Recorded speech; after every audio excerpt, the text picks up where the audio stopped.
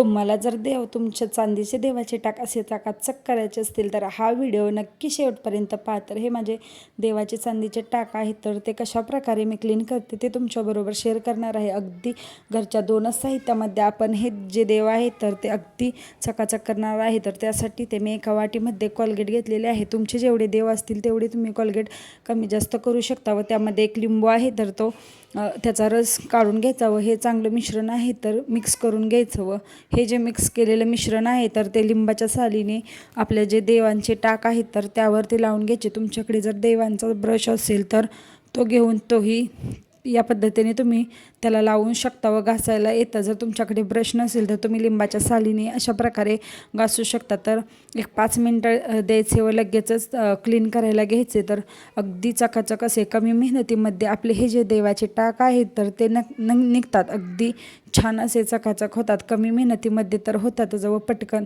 व बरेच दिवस आहेत तर ते छान असे नव्यासारखे दिसतात। तर नक्कीच तुम्ही ही ट्रिक वापरून पाहावं, करून पहा। तुम्ही याच्या आधी देव कशा प्रकारे क्लीन करत होतात तेही मला नक्की कमेंट करून सांगा।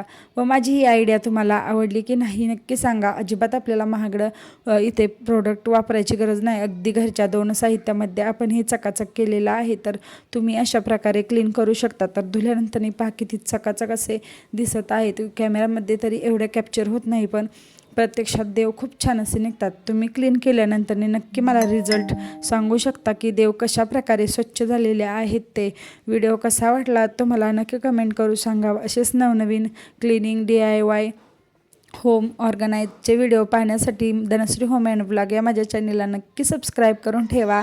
तर चला तर मग भेटूया छान अशा एका नवीन आपल्या व्हिडिओमध्ये। तोपर्यंत धन्यवाद।